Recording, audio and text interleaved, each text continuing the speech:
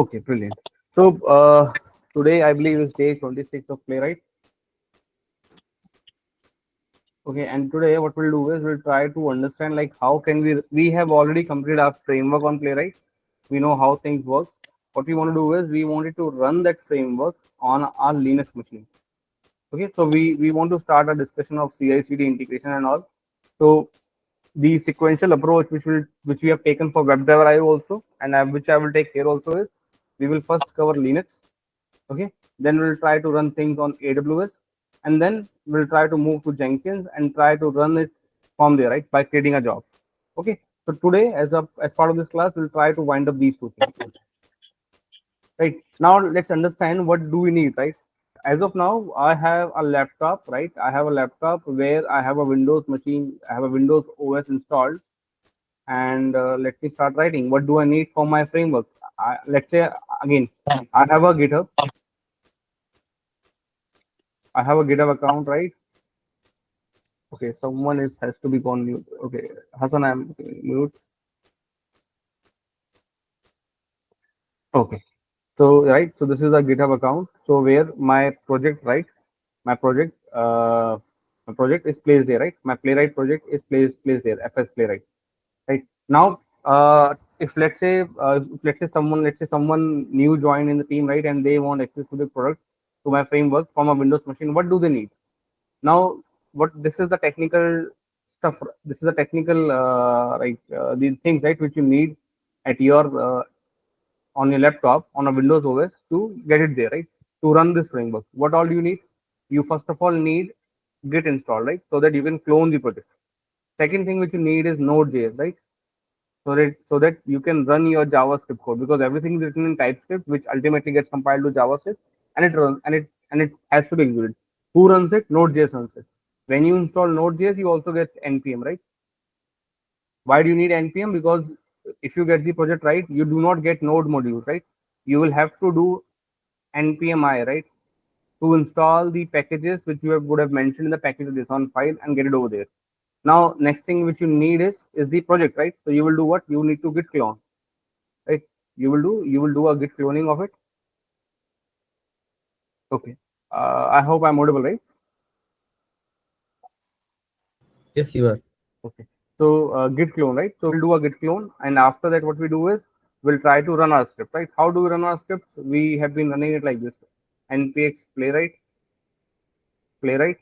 test, and then we say project equals to the project name, right? Whatever we have. So in our case, it was Chrome test. Now, if you see this, right, till this part, so this is one which we have to do. Before running this, there are a couple of more steps. If you remember, right, on the Playwright side, we get some browsers from Playwright itself, right? How do you get that browsers? For that, you will have to run this command also: npx playwright install. This will do what? It will install all the browsers, right, which are three, right? WebKit, that Firefox one, and that Chromium one, right? It will download all those three modified browsers from the Playwright repo and bring it in your system, right? That is another thing which you have to do. And since let's say this was a new laptop, right, so you do not have a Chrome browser also, so you need a Chrome browser, right, the branded browser in your machine. Okay, so once you get all these things right, then you can try to run this, and it should work. Now, since everything is coming from Playwright, right, even the test runner, even the reporting, even the assertion library, you do not need to do anything else. Even the TypeScript, right, TypeScript also is coming from Playwright. Okay, so you do not need to install TypeScript also. You do not need to do anything about it. Okay, so what do we need? These are the steps which you need. If you compare this thing, right, with your WebDriver IO or same thing, right, there we required more stuff. We wanted Java, we wanted Maven, we wanted Allure, right? We wanted what else? We Selenium Grid, right? We wanted all of these, right? As of now, I mean, you needed all this, right? Whatever you needed browser also, and all these steps are common. But over there, you would have needed these also, because you are using Allure. Allure works on Java. Okay, so you need to install Java. Now again, there are some libraries which you wanted to get from Maven, right? So that's why you were using Maven repository also. Selenium grid, right? Then you need a Selenium grid to run your setup. In case of Playwright, nothing is required. What is required is only these steps, right? Now this is what we have done in the Windows OS. Now let's say we have to do it on a Linux machine. Linux machine is just a different OS, right? And what you get is like you will have to do all these stuff here also, right, to make things work. So irrespective of the OS you use, right, the steps are same. Maybe the way to download them or to get them may be different, may differ, right? From the Windows machine, you have a browser from where you will do all this stuff, right? You will go and download Node.js package from there, right? But in this case, when you work on Linux, you have to do it from the shell, from the terminal, right? And we'll get all the commands to do install all of these, right? That is what we did for WebDriver IO. Okay, so what are we going to learn is,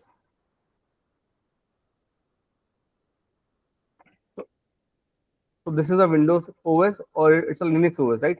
Now this could be sitting in your local machine, right? Your local, this could be local. So these two could be local, right? Or you could get it on a cloud, right? So let's say AWS. So AWS also, right? You, if you want to work, AWS is a cloud infrastructure provider, right? Cloud infrastructure provider. So using this, right, you can get a laptop kind of a thing, right, in an AWS cloud. What do we call such a setup? It is called as the EC2 machine. Okay, EC2 machine is like a new laptop. Okay, you're getting a new laptop with some configuration like a RAM and the hard disk, right, and the other stuff. So there are different types of machines which you can spin up here. So I will take a one which is free for me to use, right? So you will use that and then do this, and you will, and this machine, right, would be Linux based. Okay, would be Linux based, because Windows, if you try to get a Windows machine on AWS, it will cost you something. Linux, there is a free version of Linux which you can use, and it will not cost you anything under the free tier account. Okay, so I have a free tier account on AWS where this will work, right? And since it's a Linux machine, so the all these steps which I'm doing here for this on a local machine, the same steps needs to be executed here.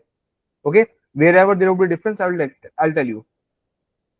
And okay, now why I'm telling you to work on Linux machine? Because if you have to work on a CI/CD machine or create a job, right, in the industry, what happens is your jobs, right, are always running on a Linux machine. Okay, so you need to understand like how does that machine gets created, right? And how does you get, and there is a need for someone to install these prerequisite softwares, right, before actually running your project, right? This is what runs your project, right? But before running this command, you have to do all of this. Okay, this has to be done by someone. Either you will do it or someone from a DevOps team will do it, but someone has to do it. It is not a magical thing, right, that your Linux, that your system knows, okay, from where to get what, right? So that's why we are trying to understand Linux. We'll try to run it on a Linux local machine, then we'll go to AWS to run the same stuff, and then we will move to Jenkins, right, and then run things Jenkins using AWS, what we say, agent machine. Okay, so we'll talk about it, but as of now, let's focus on this part and this part. Now for our setup, for to run things on Linux machine, right? As you know, I am using a Windows laptop, right? So what is the solution for me to run a Linux kind of a setup on my machine? Now there is an option, right, which you can do is there is an Oracle virtual box, okay, which you can install in a system. So if you go, again, we have discussed all this in WebDriver.io, so but I'm just making it again, sharing this so that people who are not part of that program can know about this. So VirtualBox download, right? So you will do what? You will go and okay, and you can download the. This is what this is. You need Oracle one. Here one, right? Oracle VirtualBox. Yeah, Anand. Again, just to quickly confirm, this we are doing in order to just see how it happens on a local machine before taking it to the cloud, right? Right. I want us to understand like that there is no difference running things on cloud, right? The way we run things on cloud is exactly same as you run it on a local machine. If you had a local laptop, right, where Linux OS is installed, you will use the same steps right over there as you would have used on a AWS EC2 machine. That is the only point I'm trying to make, and to Got it. get you comfortable around it. Okay. Again, learning Linux is a task in itself, right? And if someone is interested, we already have covered all of that, and I've already shared. So again, let me just revisit that power portion also, if someone would have not seen, right? So you guys are already part of this, right? As that bootcamp folder, and there is a DevOps folder, right? If you see, right, I have already covered all the basics of all six, right, over here. If you want to learn about Jenkins, it is all covered here, right? But again, the discussion here was from the Selenium point of view, right?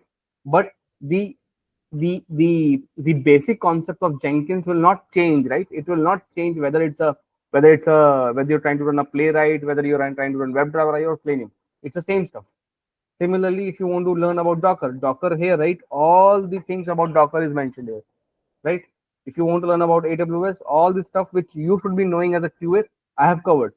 If someone wants to deep dive into AWS, I have always suggested go and prepare for a cloud practitioner exam of AWS. That's the best thing to do if you want to gain some expertise in a cloud infra, right? If you want to understand Git right in detail, these are the videos, right? If you want to understand about GitHub, this is what you have, right? And then you have Linux, right? Linux is this one. So you can see all the videos here.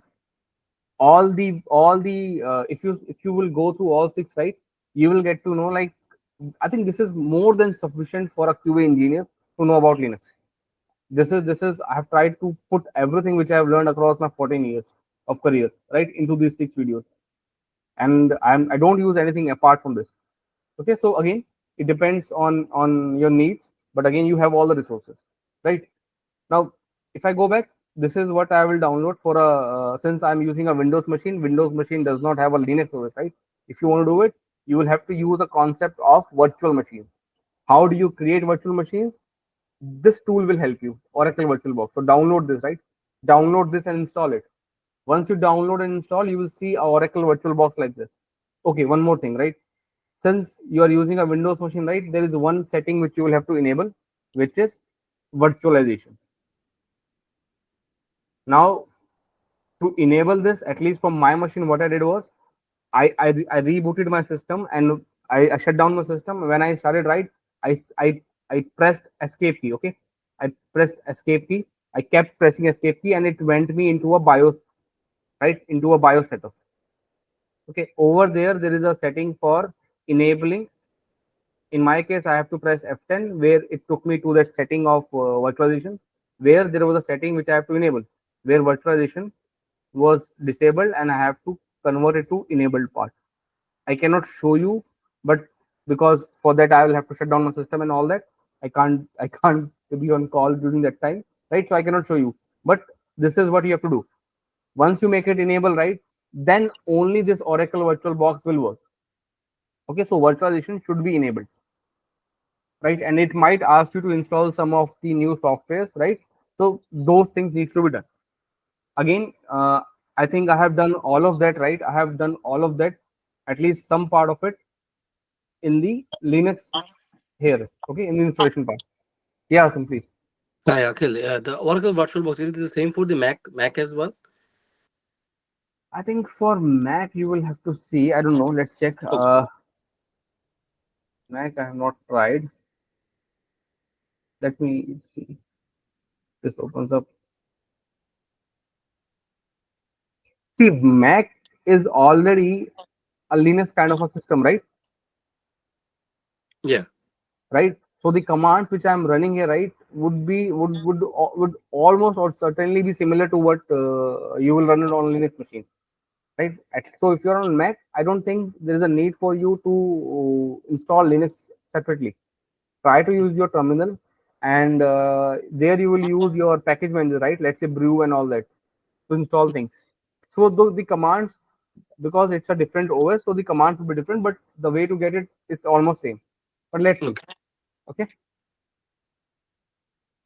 So does Oracle Virtual Box works with the Mac.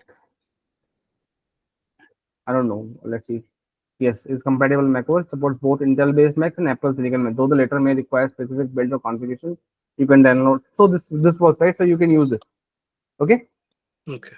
So download the one which is meant for you. I think here. Oh, here it is, right? Mac OS X DMG image.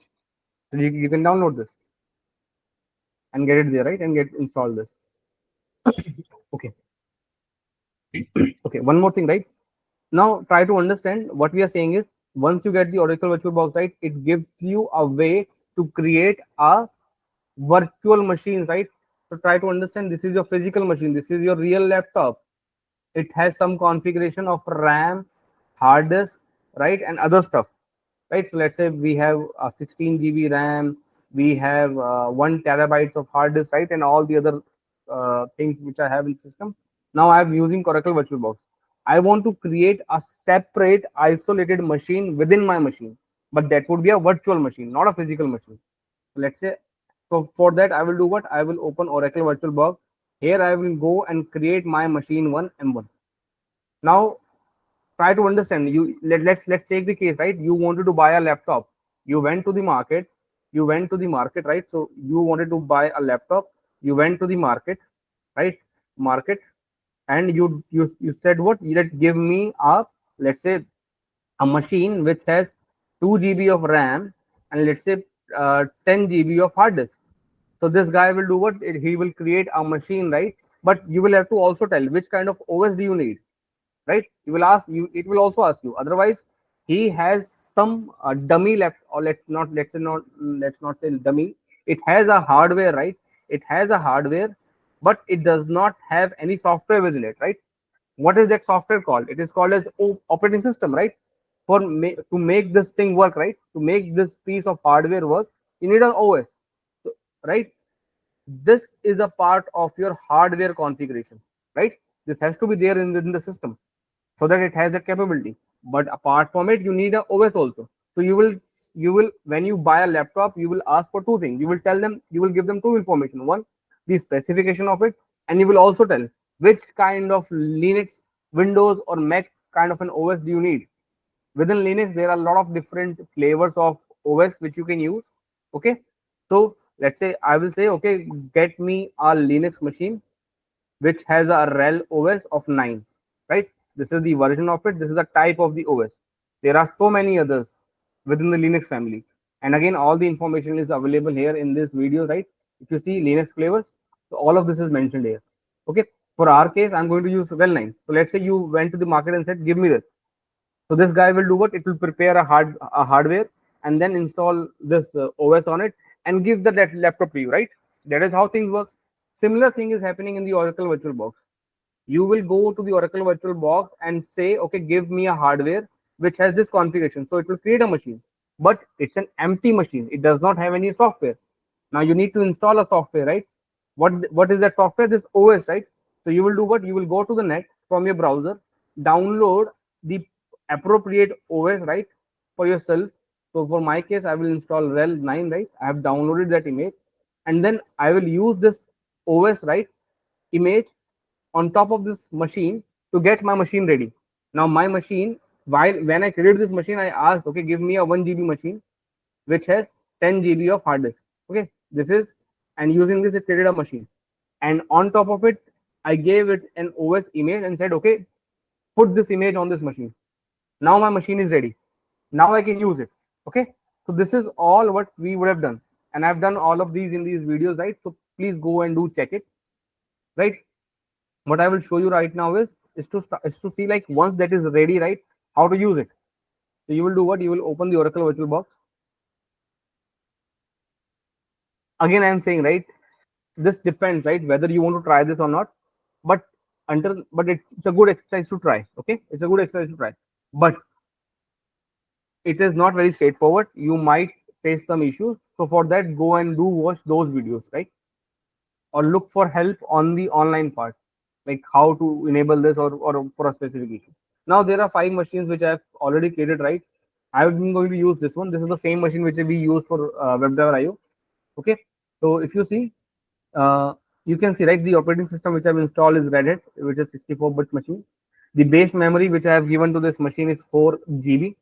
There are 3 processors which I have given to it, and hard disk I cannot see right now, but it does have that hard disk thing to it. Okay, now let us start this system, right?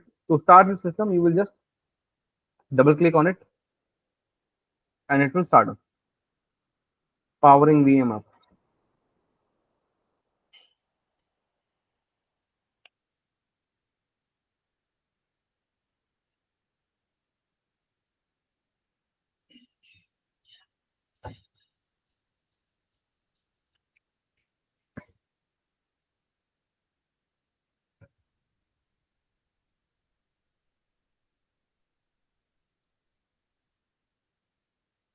Take a minute or two to start.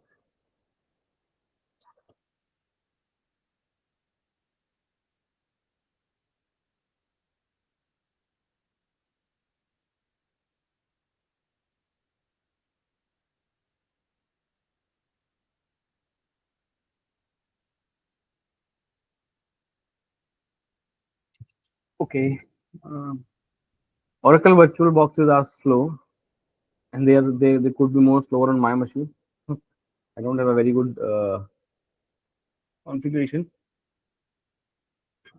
Okay, so again, how do you when okay the process to install everything on a Linux machine, right? I have shown all of this, okay, in those videos. So please do check, right? Uh, when I was doing all of that, right, I created an account for myself and gave a password. Okay, so I'm just using that thing. So it will give you a feeling like you're using a laptop here, right? So I did this. I should be able to log in, hopefully. Okay, so I'm able to log in, right? So this is my Linux machine. Now on this Linux machine, right, what I'll do is here, at least in this case, you can see a GUI, right? But in your usual case, when you work for a project, right, you will not see a GUI. What do you see? You just see a command line. Okay, you have a terminal through which you pass some commands, and accordingly things will happen, right?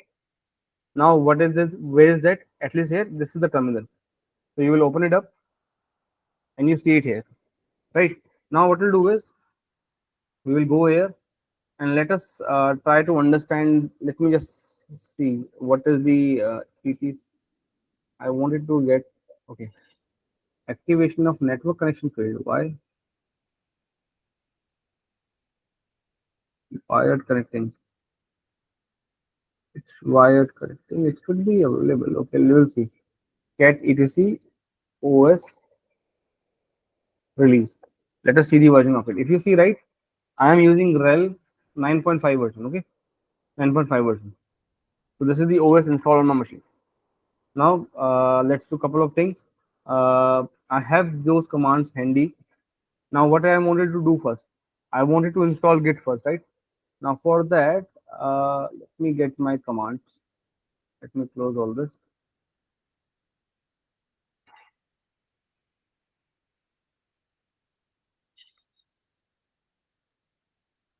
This is Playwright. Okay, a new window. I have placed that file in the WebDriver IO project. Let me get it.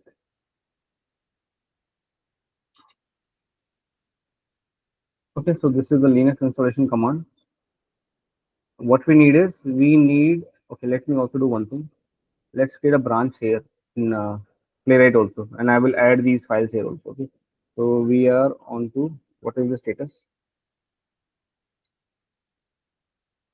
So on day 25, there is no new thing to it.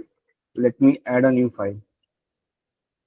I'll add a new file called Linux command installation so that it can be available for your reference also. Okay, so let me give a new branch. Get checkout -b day 26. Okay, so this is the file which I have. Let me close everything else. Close others. Now what I need first is I need to install Git first. Okay, Now that machine which I just showed you, right, already has everything. But let me give you the commands. The commands are these. To install git, right?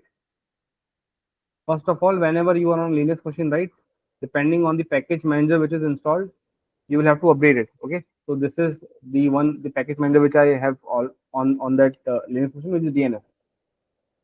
Okay, so I will have to do this command. This will not. This will just update my repository to fetch all the required dependency, right, for the current setup which it has. Now after this, right, I want to install git. So install git here. Let's say update repo. Update repo, right? So you will do this. Then you have to install git. To install git, the command is this one. You will say dnf install git -y, and it will install. Okay, it will install. Now my machine already has git installed, so I will just check the version of it. Let's go there.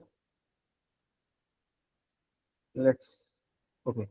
The problem, one more problem is I cannot copy paste here. There is some issue with my system. Although it is allowed in Oracle VirtualBox, but somehow this is not working for me. Let me check here, right? This is what we have. So I already have git installed. Okay. So let me come out of this. Okay, and if you check the other stuff, what we wanted more, we wanted to have Node.js installed, right? Node.js installed, and you also wanted to have npm installed, so that you can run things, right? So for running that part, the commands are these.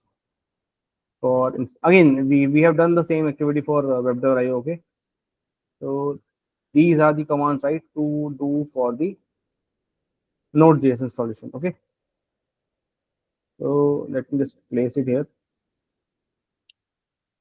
Now again, my system already has these two setups. I have already ran these. Okay, now let me check the versions of them. We'll go here and try to, when we will work on AWS, right, there we will have nothing. So there I can show you from scratch how things are working. Okay, so I'll show you over there. What was the command? It was saying node 1 hyphen version. Okay. Let me check the version of the node. This is the version of the node. Yes. Okay, so we have the version of the node. Great. We have to also get npm version. So let's see npm -v. So npm version is also there. Node is also installed. So three things are already there, right? And we also have the command to get there. Now the fourth thing which I need, at least for my test cases, my test case is executing on a Chrome browser, right? So I need to install that also. So let's install the Chrome browser. For doing that, the command is this one. Open this up. So if you would notice, these are the same commands which we use, right, irrespective of the framework which you have to work on. So again, I have already ran these, right, when we were running on the web.io. What I'll do is I'll just simply go and run it. Let us check the version of the Chrome which is installed on my machine.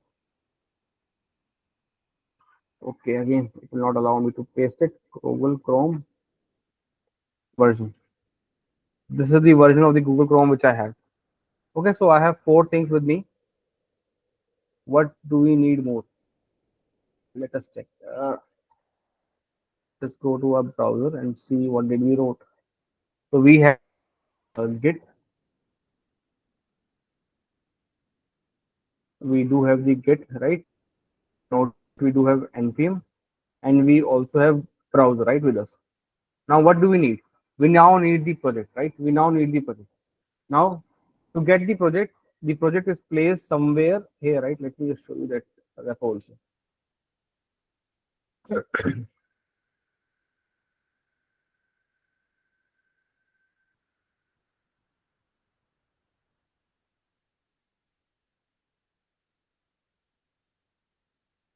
So this is the repo, right? This is a repo which I have.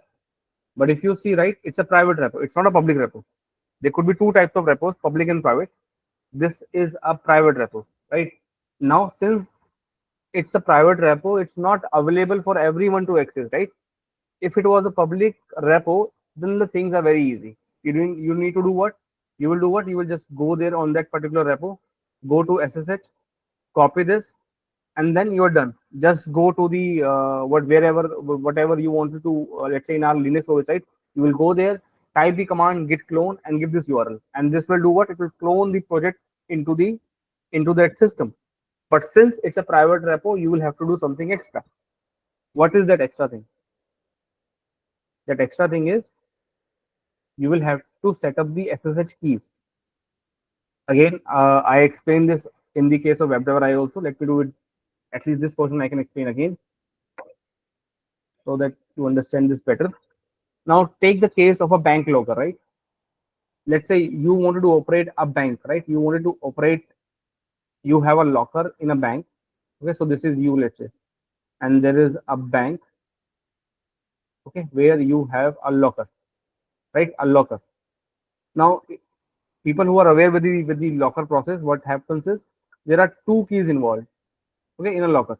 So first of all, you need to know like which locker. Let's say this is PNB or SBI, whatever account it is, right? It is there.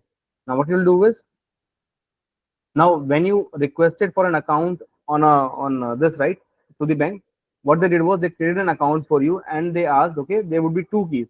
One would be a key which is like a private key, which you will always have, okay, and there is a public key, right, which bank will keep, right? Now let's say you want to operate this account. What you do is you go to the bank, carry your key with yourself, and then bank already has a public key. Both the keys are needed, right? They will plug this key, they will plug their own key, and then the bank operates, right? This account operates, correct? So these are the two keys, right? Why it is called as public key? Because I mean, in case of the bank side, they use the same key to operate all the different accounts. Let's say this account number is 2000, someone's account number is 3000, right? So the public key is same in all the accounts, okay, because this is for the bank, okay. But again, okay, but this is just for the general purpose, right? General information. But what I want to tell you here is, let's compare this process to our GitHub account thing, right? Now imagine GitHub is like a bank, right? GitHub is like a bank. This is your GitHub account, and it is acting like a bank. You ask GitHub to open a repository for you, right? It said, okay, I am opening a repository for you, right? A repository for you. And you said, okay, I want a private thing, right? A private repo for myself. Okay, so bank said, okay, you want a private repo, great. Now, what bank also asked is like, okay, great. Now, bank put some restriction on you, right? It said, okay, if you would try to open this repo, right, you will have to bring your private key always. Okay, you asked, okay, how do I generate a private key or that key?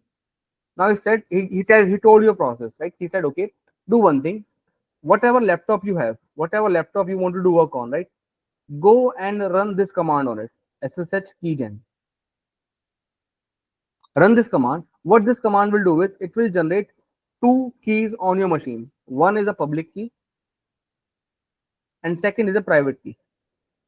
Okay, keep this private key to yourself. Do not share it to anyone. Okay, so that's the name. That's why it is called as private. Keep it to yourself. So this will always stay with me on my machine, right? There is a file which gets created, which is RDRSA, which contains this file. Okay, under the SSH, I think keys folder, right? We will see the folder path, and in the same folder path there is another file called IDRSA.pub. Pub means public. Okay, so this is your public key. So both the keys are generated here in your local laptop. Okay, now if you want to set this up, right, so that only eligible people can access it, what you will have to do is you will have to copy your public key, okay, your public key from your laptop, and somehow make it available in GitHub. Okay, so now your GitHub account will have the public key. Okay, it has that public key now, and you on your laptop, right, has the private key. Okay, you have the private key and the GitHub has the public key. Now you want to access this repo, right? Let's say this is me, right, who has the access to this repo, and since this is my account, I am the only person who can do all these activities. I am the only person who can place this public key on a GitHub account, on my account, right? If it is you, right, you cannot do it. At least on my account, you can't do it. Okay, so let's say this is me who was trying to do it. Now I want to access it. What I'll do is, on my laptop where the private key is available, right, I will run the command. So this, to access this repo, you get a URL, and that URL is here, right, what we just saw. this URL, right? And what I will do is I will go and type in my machine. In my machine, I will type git clone and the repo path, the URL. As soon as I do this, right, Git will do what? Git will try to reach this URL, and since it reaches right over here on the GitHub, GitHub will ask, okay, I see this is a private repo, so I will also require a private key. So provide me the private key. Now this will provide the private key to the GitHub. Okay, the private key. Now GitHub already has the public key, right? Now here, right, the purpose of these keys are that they do that both the keys know about each other. Okay, because both were generated in the same place, right? So they both are can work in together, right? So if in my case, since I am the one who have placed the public key and I am the one who is accessing the repo now using the private key, both the keys will match. Okay, these keys will match, and now as soon as it matches, right, GitHub will allow me the access to clone the repo, and I will be able to do it. Okay, now let's say your case, you are someone, right, who is trying to access this repo, which is a private repo. Okay, so what you will do, you think, okay, I will do the SSH key and generate a public key for myself, right, and a private key. Now this is not your account, this is my account, right? If you had your GitHub account, you can do the same activity there, and I will not be able to clone your repo, right, like that. Okay. So what you will have to do is, what I mean, let's say that you have the private key somewhere, right, and you think, okay, I will do something like this, git clone and that URL over there, and then I should be able to clone it. No, you cannot. Why? Because your private key, let's say, let me give it a name, private 2, and this was private 1, right? Your private 2 key, right, is not does not is not compatible with the public key which I have already assigned there, right? Your private key is compatible with your public key, right? And you do not have a way to put this public key in my account. Okay, you cannot. So you cannot clone this repo. So what I'm trying to tell you is any unauthorized person cannot clone the repo. Getting it? They will not be able to clone the repo. Someone will have to do something about it, right, to get access to the repos, and only then you will be able to clone it, right? Now, if you understood this well, right, let me show you how to do it. What we'll do is we'll go to here, right, on the, okay, it got here, right? What I'll do is I already have things on it. Let me just show you, right, how did I do it. I will run a command called ssh keygen. Okay, this is the command which I'll run. Now, just to show you keygen, right? So you will run this command. Let me just copy all this and place it inside the Playwright thing. Okay, so you will run this command. As soon as you do this, right, it will create a SSH folder on your root directory, right? And within it, it will create two files, IDRSA and IDRSA public. Okay, so I have already ran this, so I already have the folder. Let me show you the folder. CD SSH. You see, there are two files, IDRSA and IDRSA public. Now, if you see, right, this is a public key. If I show you the content of it, okay, why my system hanged? Okay, just a second.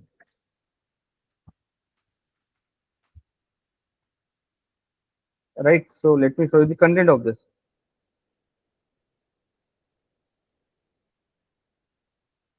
IDRSA.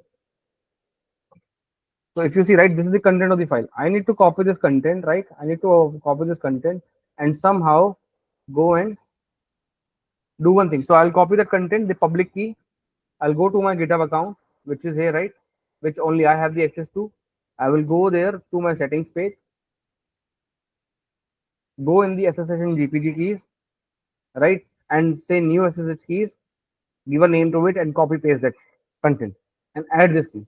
This is the way you add your public key in your GitHub account, right? Now your GitHub account has that key, right? And this key understands the private key generated in the system. Okay. Okay. So let's go back. So once it is generated, right, you will see keys like this over here, right? Let's say this is the one which this is the public key which I have generated, okay, from that OS part, right? So what I'll do now is, let me see, cd. Let's say let me create a new directory, make directory demo. Okay, let's go to demo.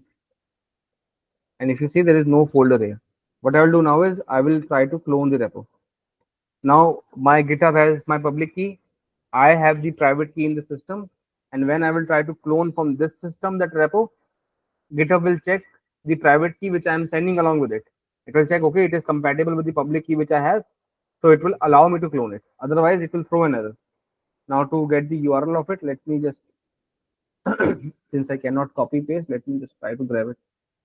So I'll go back, Playwright.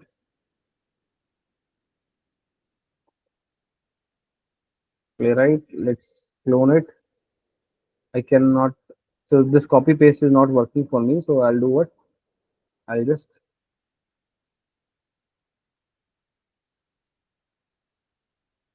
go in and type. Array, yeah, just a second. I will go ahead and type. Again, my mouse is giving a hard time today. Yeah.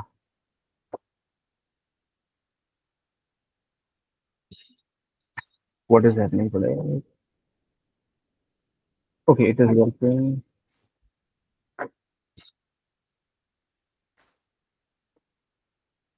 Array, yeah. Git at the rate github.com colon WordPress, and this is fs playwright dot git. Let us see, did we able to write everything right? And let's put an enter.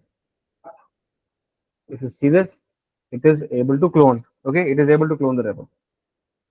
Let us see the folders now. You see, we have a directory. Yeah, Anand. We didn't explicitly send the private key, so like it picks it from the from the request with which machine is coming, it directly reads the .ssh folder and picks the private key. When you clone the repo, right, through this SSH URL, right, it by default sends the private key. And what if I have multiple keys? You can't. Okay, we can't. You can't. You once you try to generate the key again, it will again go and update the existing one. So at a time, you will always have a one private and one public key on your system. And does it like, can it be also possible that if I have multiple GitHub accounts, then in that case, can I have multiple keys? You don't need, right? The same keys can work there also. No. You will do what? You will just copy the public key from your system and place it in all your GitHub accounts. Okay. Okay. Actually, the reason to ask is like I have my personal GitHub account, my demo purpose, and even for my company, we host it on the GitHub only, the repositories. Right. In that case, is it possible to have two different private keys? You don't need, right? That's what I'm saying. You don't need. Okay. You will use the same key, right, for accessing. Okay. What does this setup need? The setup needs that GitHub account should have the public key which was generated on your system, right? So somehow you will have to place it over there, whether you do it on your personal repo or account, or do it on a office account, right? So that is how it will be done. And then you need to do what? You will already have the private key. So when you do a git clone, it will always send that private key. It will match to your public key on either of the accounts, and you'll be able to access them. Okay, so it is more of like bounded to machine instead of the accounts. Yes, it is machine specific, right? You need to have that keys. Okay. What you can do is, if you need to use the same keys, copy paste that public and private key on your other machines also. Okay. Otherwise, the other option is generate the keys on your new machine and then provide that public key to the Google account, that GitHub account. GitHub accounts can have multiple public keys stored within it, right? Yes. So that way things can work out. Got it. Yes, Hassan, please. Akhil, so I was wondering, how do we have access to your Git repo since it's private? Um, You will have to, okay, if you don't have the access right now, just no, ping I do me have the your, access. No, I do have the access, but how do we have it? Like, did you since it's private? That's what I'm asking. okay, you will be able to clone it, I believe. Will you be able to clone it? Did you like had to get my any did you have to had any input like my email or how did you have to have it set up GitHub account? No, right? See, I have, what I need to do is I need to provide you the access. But what I'm thinking is, since it's a private repo, how will you be able to clone this on a different machine? You are able to see that repo if I give you the access, right? That is okay from the I'm UI able to mode. clone it. I'm able to, yeah, I might be able to clone it. Yes. You will be able to clone it. Okay, great. But you will not be able to push anything to that repo. Okay, okay, okay, okay. Okay, So that means a private repo can be cloned but not pushed, right? it can only be cloned if I have given you the access. Otherwise, it cannot even be cloned. Oh, I see, I see, I see. Okay, Because okay. when you clone, right, it will ask for your username and password, Right, right, right. That means and it it. has. Hmm. Hmm. I'm and sorry, it so ma- cut and you it, off. and it has to match, right? It has to match with the credentials which I would have allowed people to access from, right? Right, so that means a private repo has to be explicitly shared. Uh, Absolutely in right. order, I see. That is the purpose of private. Okay, okay, okay, got it. Clear. Okay. Even if you would be able to clone it, you are not allowed to make any changes to it. Mm-hmm. Getting it? Mm-hmm. Because again, I would not want anyone coming in and making some changes to my private repos. I have no problem in sharing the private repo for your read information, but I have a problem if someone comes in and makes some changes to my existing work, right? So that's the meaning of private. If you do not have that condition, use a public key, use a public repo, right? Mm-hmm. For which you do not need to provide any access. It is available for anyone around the world to access. Right, right. And this part, right, where I'm telling you to do all of this is required majorly if you wish to push something to the repo, right? Which I don't want you to do, at least for my repo. But for your own repos, you would like to have some public or private repos, right? So on all those cases, I'm telling you, you will have to do all this. Getting it, generating a Good. key and then pushing it to the GitHub and do all the stuff. So, Akhil, SSH key setup is very crucial, right? Can you not rely on HTTPS? Like that's. HTTPS does not work. It used to work earlier, right? If you I mean nowadays HTTP does not work. Mhm. Git clone, you will have to clone it through the SSH keys. Okay. I think at least for the private repos, that is the default way. If you try to do it through HTTP, na, it will throw an error that these have been deprecated and cannot be used again. I see. I see. Okay, so if you see, right, we were able to clone the repo, and this is the folder which we have: cd fs playwright. If I show you, this is the content. Let us check the status of the this branch. We are on day one. We don't want to be on day one. We wanted to get our new changes, right? Let me push it. So this is our playwright. This is day 26. Okay, let me change one more thing. I have set this headless to true. Let me set it to false. Okay, and I will do what? I will do a git add. I will do a git commit -m changes, and I will say git push origin a 26.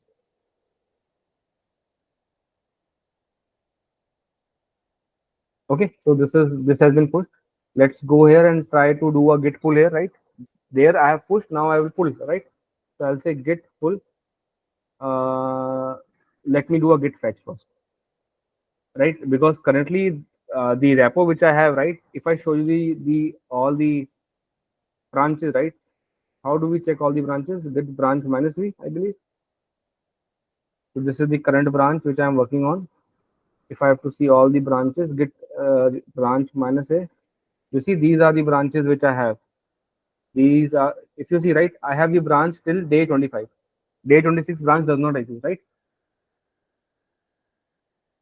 right? So I will have to somehow fetch the latest changes from the repo. GitHub account has that repo now, right? That has that branch now, but locally on this machine I don't have it. To do that, I will say git fetch. It will fetch that branch for me, the latest branch. You can see, right? It has that day 26 branch now. Okay, but will have to switch to that branch. My current branch is what? Day 1. How do you switch to a branch? You will say git checkout day 26.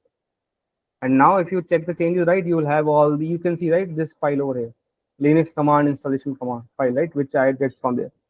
So if I open it up, this is the content, right, which I have placed.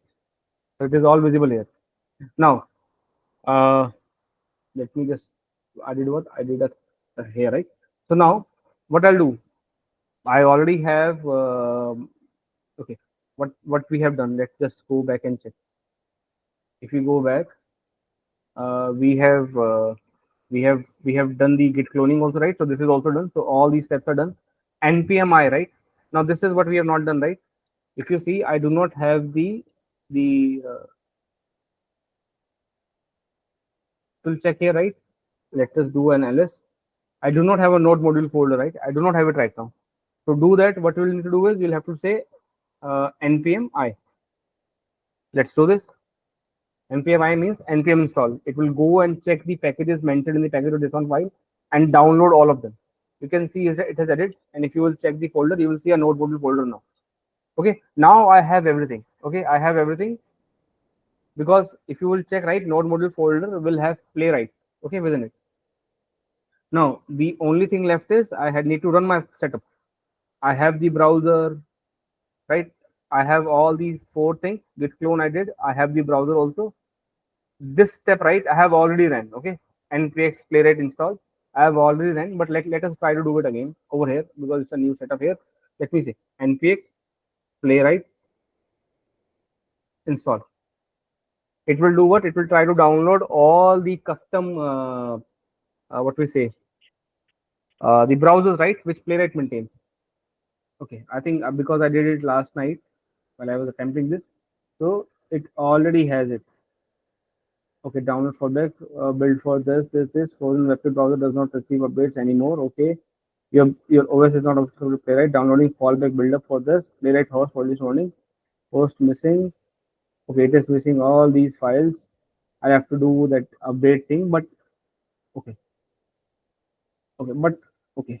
See, I already have those things. How can I check? Let us check. Check the version of WebKit installed through Playwright. To check the version, we'll have to do this thing. No.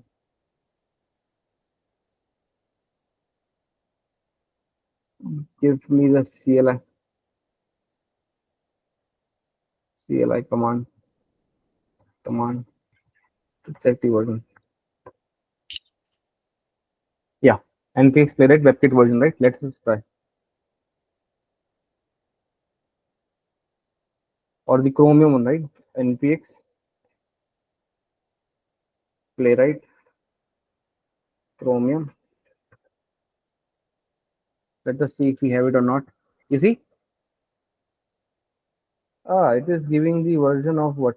Okay, it is giving the version of feels like it is giving me a version of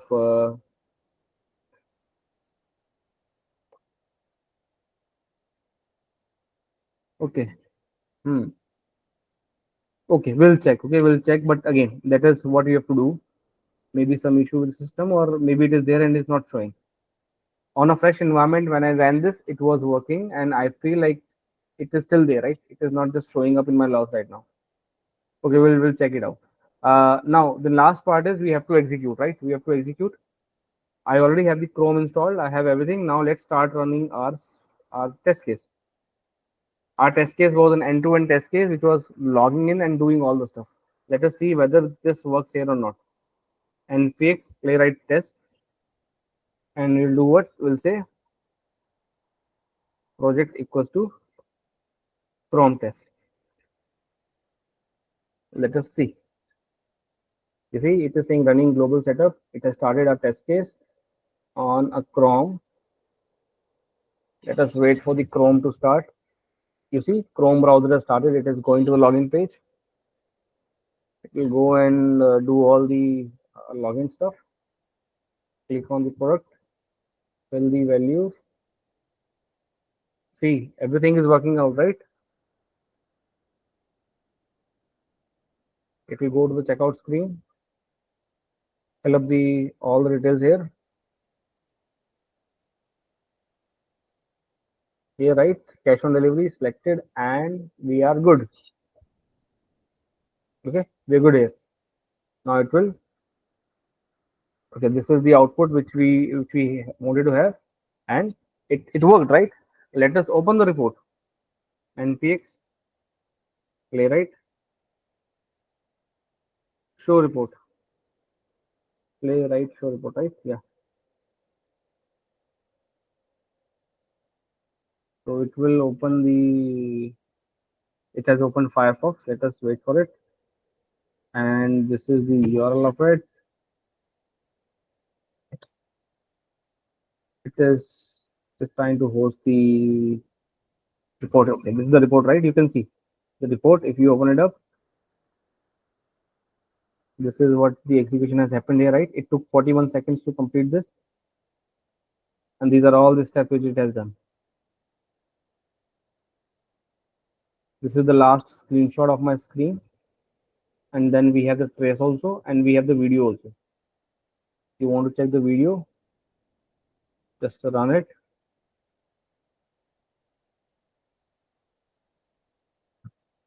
To show you the entire execution.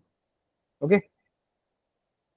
So I hope, right, you understood there is no difference in, you do not have to do much changes, or I should say, right, at least in our case, we did not do any changes in our framework, right?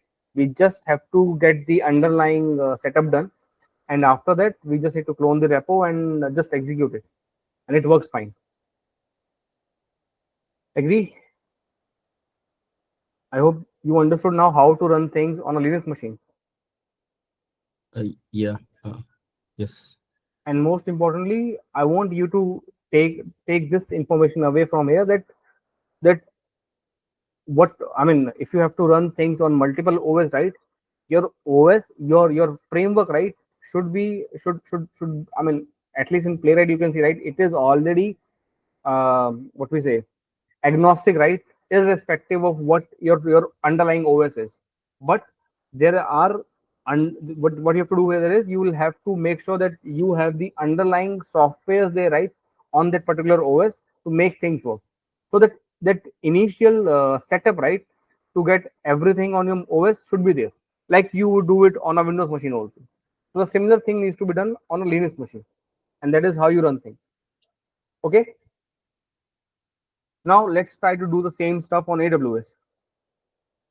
One thing here, right? Notice here, right, that this Linux version which I have with me, right, is a GUI way, right?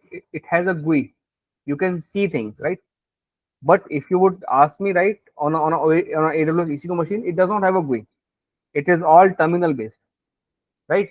It's all terminal based. Now to work things over there, right, running it in a the only option we'll have is to run our setup in a headless mode. Okay, in a headless mode where you do not see a GUI happening. If you try to run it in a headed mode, it will fail. Okay, so let's try to get there. Okay, now how do you change your setup to work in a headed mode, in a headless mode? You will have to go there and set to true. Okay, that's it. Just that's the only change. And what I will do is I will commit this change and push it to the repo. Git add, git commit -m,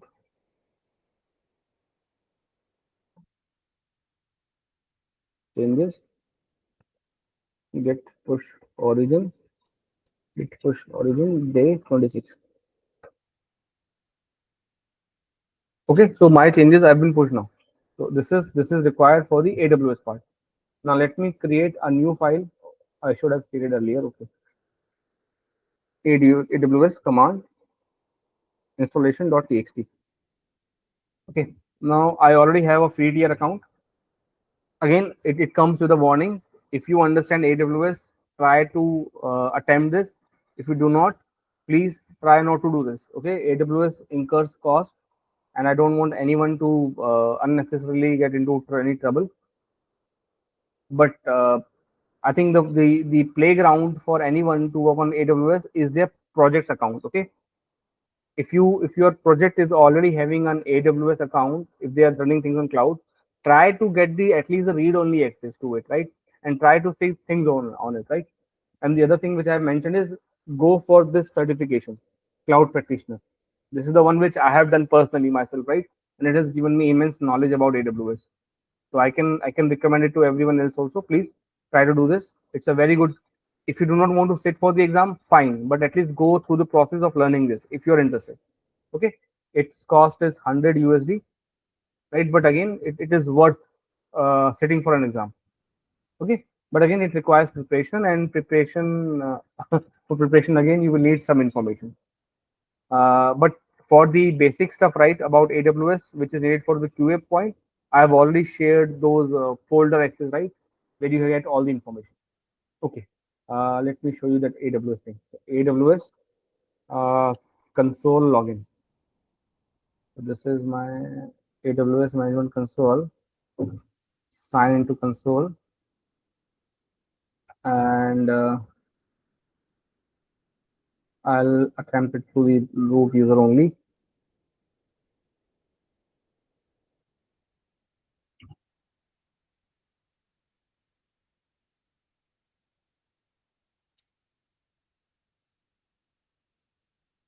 Okay, MFA code. Okay, just a second.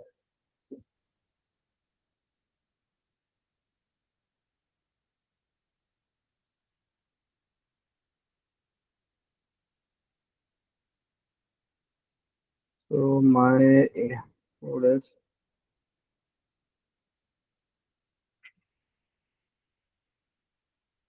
okay. So I'm able to log into my account. Okay, let me just check if I have anything running on it. I don't think.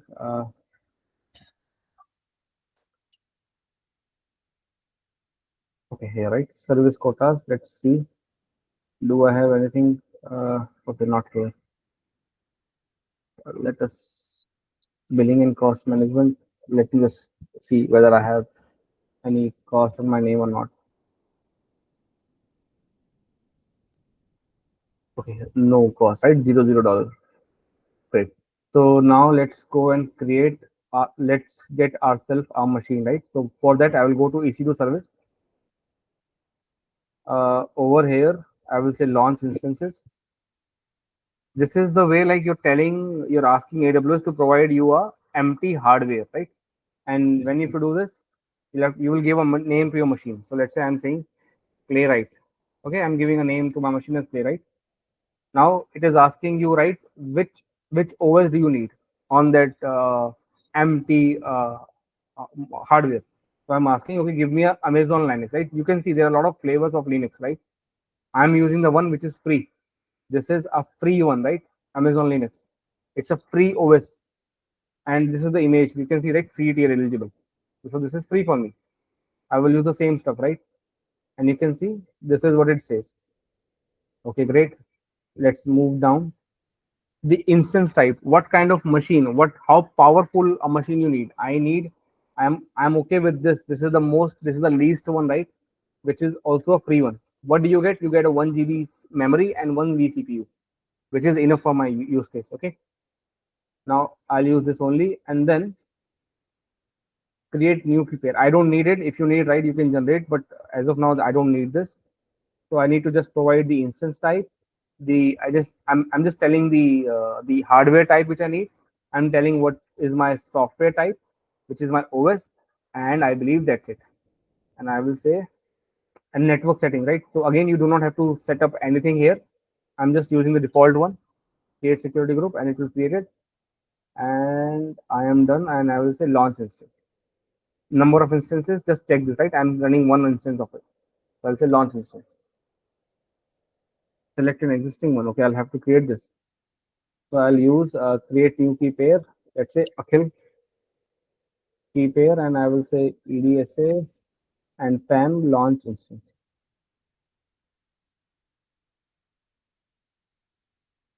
Okay, let's generate this. So it will generate a machine for me, right? Okay, so you can see it is now running. See how quick it was, right? It has started. It has already started my server. So it is same as like I went to Oracle VirtualBox and asked him to create a machine for myself, right? I just went to AWS and asked for a machine. It gave me, and on the fly, I just and it also gave me an option to select an OS to install.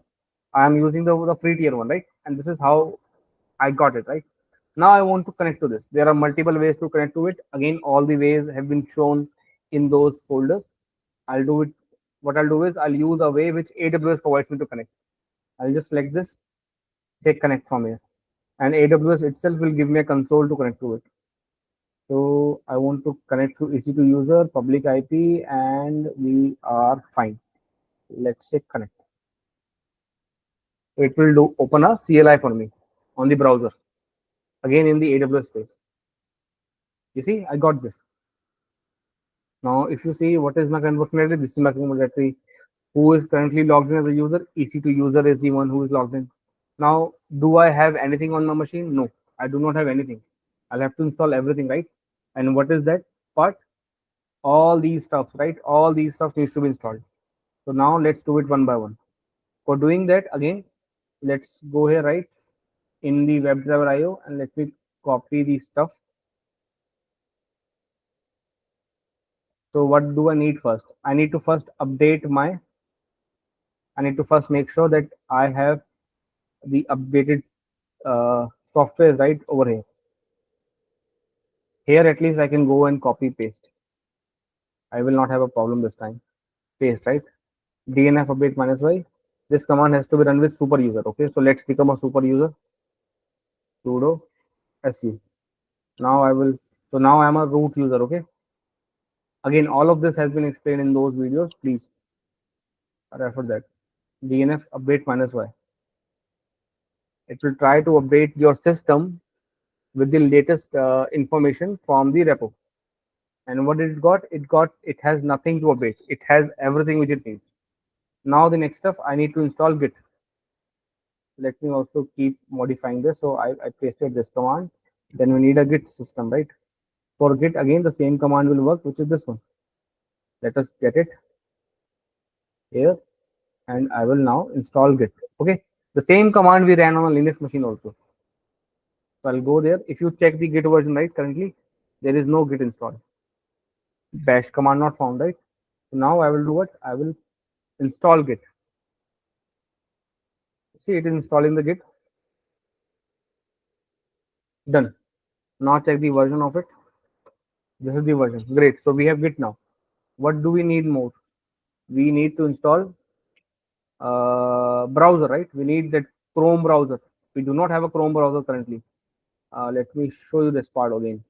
If you go and check Google Chrome version, right? Command not found. Google Chrome is not installed. Let us install Google Chrome now.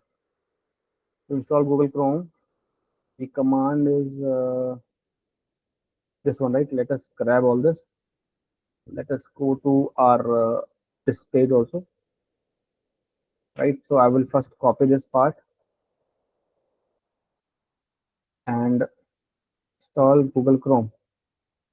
It will do what? It will download this RPM file on this machine, right? You can see it is downloading. If you see, right, it is downloaded, it is placed here. This is the file. Now I will use this file. This is like a setup file. Okay. It will go and it will, I need to run this file so that it can install Google Chrome on my machine. For doing that, the command is this one. DLF local install using that file. We will copy this. I'll paste it here and run it. It is installing Google Chrome on this machine, right? It is asking for my permission. Yes.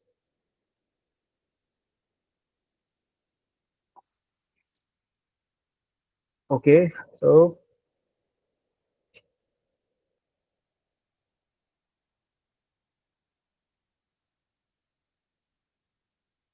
Will take some while, no worries. In the meanwhile, right, we need some commands to install Node.js, right? Give me the CLI commands, the commands to install Node.js 22 on AWS Linux EC2 machine.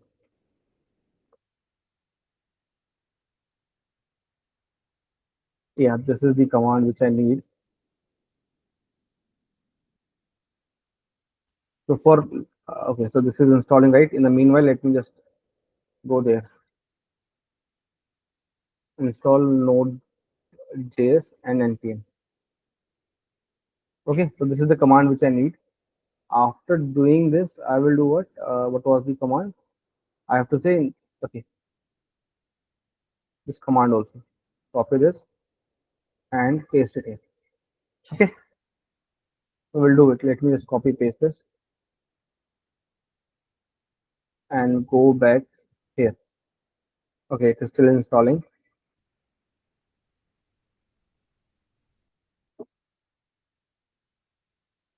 One 64, 56.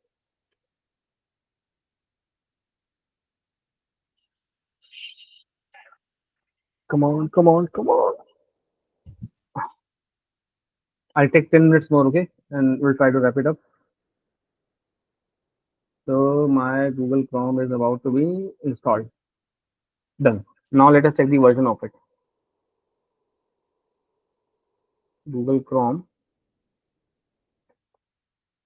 You see, I have got the 136 version, right, which is, I believe, the latest one.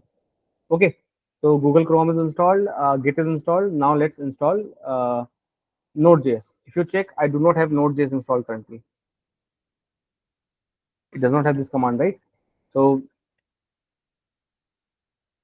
I'll run all these commands. So it was done. Let us run the next command, which is source -rc. Again, we'll just run this up. When you see this, right, source -rc, right, this is trying, in this case, right, it is trying to, it's like it is updating the environment variable file. Okay, all of this has been again explained in those videos. So again, right, that's why I'm saying, right, it has a lot of information in those videos. Again, it depends on your interest. You can go and check. Now I'm installing the Node 22 here. Let us see. And sometimes, again, if you ask me, right, I did not understand the first line which I ran, right, but again, I'm believing in the process that it will be able to install. If you see, right, it has been able to install this version of Node.js on my machine. If you will check, you see, I have now the Node.js installed. Now I have to also install, I just need to just make sure that this is the default node to be used. NVM use will do. Okay, great, right? So this is the npm version and this is the node version. So I have 4 things now available with me, which were these. Git is there, right? Node.js is there, npm is there, and Chrome is there. Now the next part is to clone the repo. Now the same stuff needs to be done. We'll have to generate some keys and make sure that those are added over there. So this time I'll do that part. I'll say, okay, let me just show you, right? If you see this folder, cd ssh, currently you see, right? Okay, I am currently in which folder? I am under in the folder home EC2 user ssh. No, I don't need to be there. I need to be in the root folder. So I'll do what? I'll go to root ls cd ssh.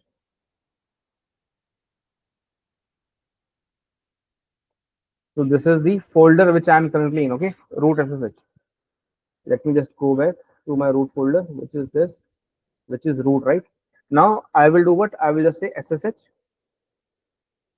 keygen. Now see what will happen. It is generating public private RSA keys, right? Yeah. Okay, look, quick question. This SSH was already present, like I do not. That folder, it's a hidden folder. Okay. It's a hidden folder. It will not just show up there, right, by itself. No. But it exists, right? If you do an ls on that folder, it will not show you. But if you do a cd, right, which is and and you do and you know the folder name, it means that you are aware about the hidden folder, so it will give you an access to get there. Yeah, that is fine. But the question was like you did not did SSH keygen till now until like so. SSH keygen is not a folder name; it's a command. No, yeah, that is fine. Yeah, that's what I Yeah, okay, please, yeah, please continue. we haven't generated the key until now, but before that this folder was present in the system. Which folder? .ssh. .ssh. It is always there, right? It's always there. Yeah, it's always there. Okay. It's like a folder for the SSH commands to work on, right? Okay. Okay. So now when you do a SSH keygen, it will generate 2 new files and place under that folder. Okay. Okay, you can see, right? You can see enter file in which you want to save. It is asking under the SSH folder. It is asking in the IDRSA, is it fine? If you want to change it, you can change. But this, for me, this is fine. I'll just put an enter. Just put an enter here also, right? And now if you would go and check, right? Let's check your here, right? Let's go to SSH. Now you will check the folder. This is the path. Let's do an ls minus lrt.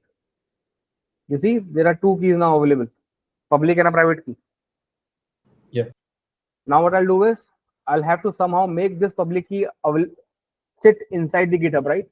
So what I'll do is I'll say cat id rsa.pub, right? This is the command. I'll just copy this out and I will go to my GitHub, which is this, to the settings of it. Go to SSH and GPG keys, new SSH keys, paste it here and give it a name. Let's say AWS key. Okay, and say SSH keys. Use passkey. Okay, use passkey here.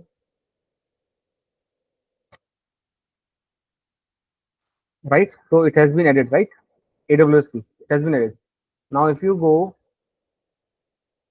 here, right, now this public key is now available in my GitHub account and I already have the private key with me, right? Now I can do a git clone and it will work. Without doing it, it would have not worked. So what I'll do now is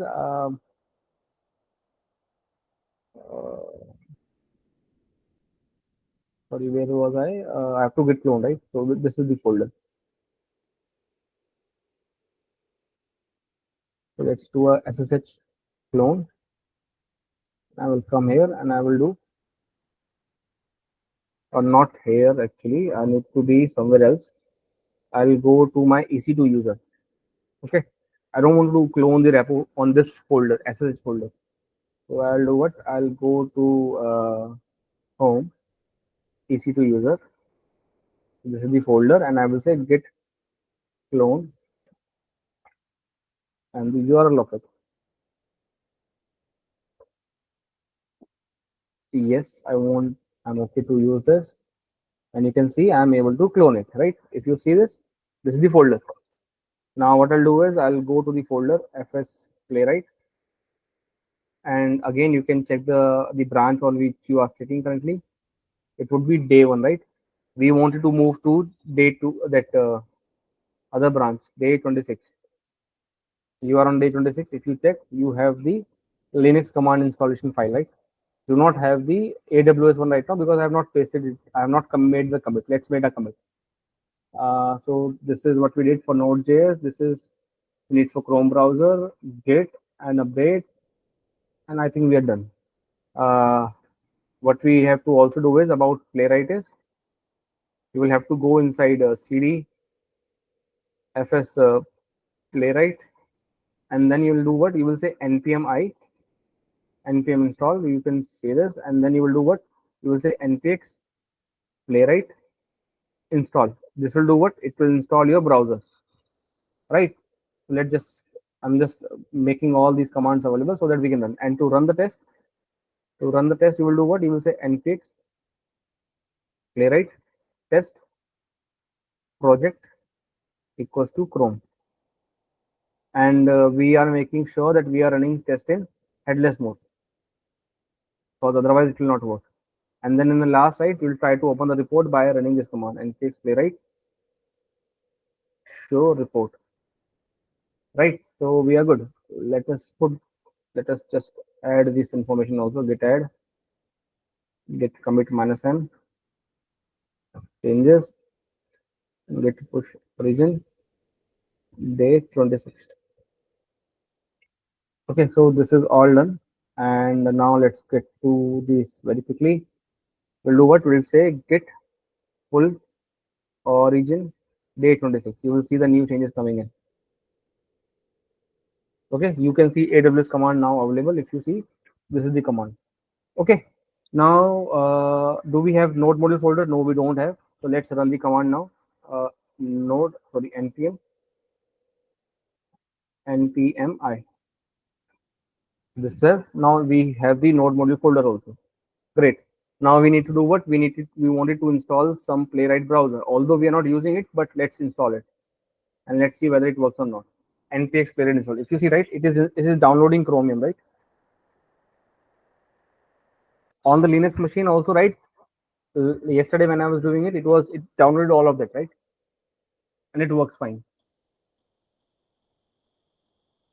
So Chromium is done. And now it is headless. It downloads Chromium in two ways: headless mode and in the headed mode. But your system AWS itself cannot run in the headed mode, so there you will have a problem. Firefox, it is downloading.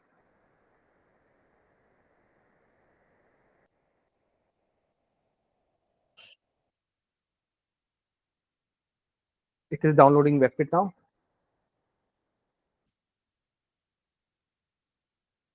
Again, I am repeating, right? Whether you run it on a Windows machine or a Linux or a Mac OS, the process is same. The way to execute steps might differ. Okay, that's the only difference. But the overall process is same. By doing these exercises, I'm just letting you know that you should not worry when someone asks you to run some things on a Mac or a Linux.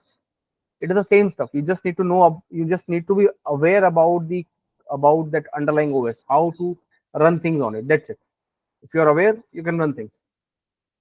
Now again, you can see the similar error here, right? But it was able to download all the stuff. It has some warnings which it is giving, which we will ignore. Okay.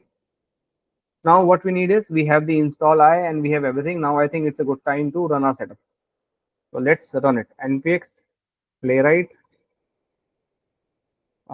test, and remember it will run in a headless mode, so you will not see anything here. Npx playwright test project equals to Chrome test. Let's see what happens.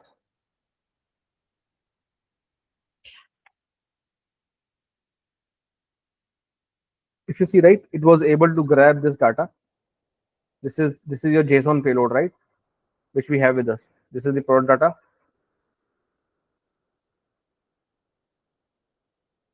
And we'll see whether it passes or fails.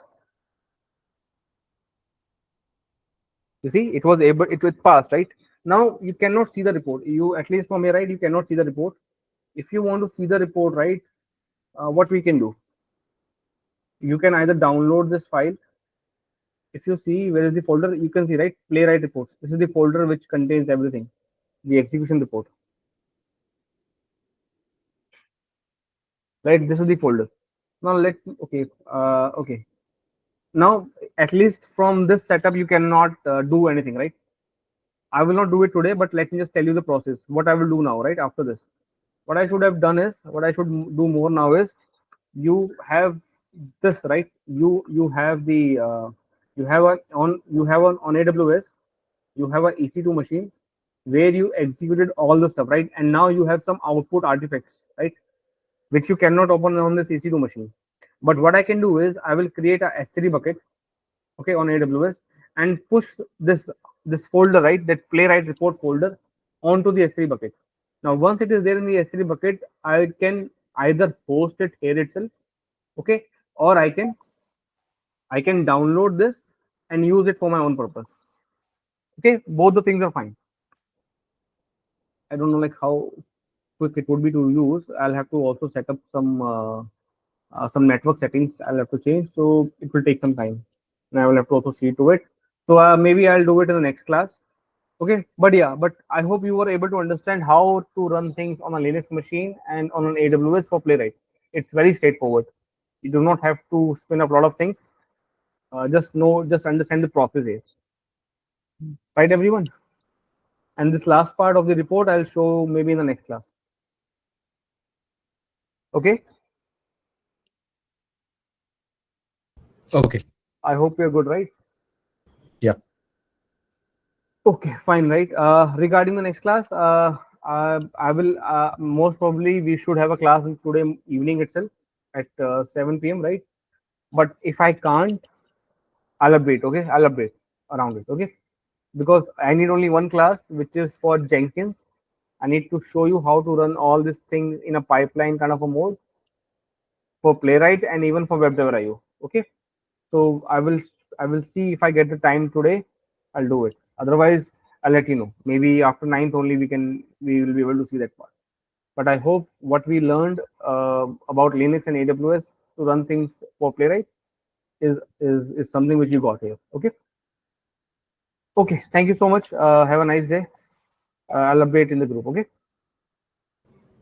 Thank you. Yep. Thank you, everyone. Yeah. Bye. Take care. Bye.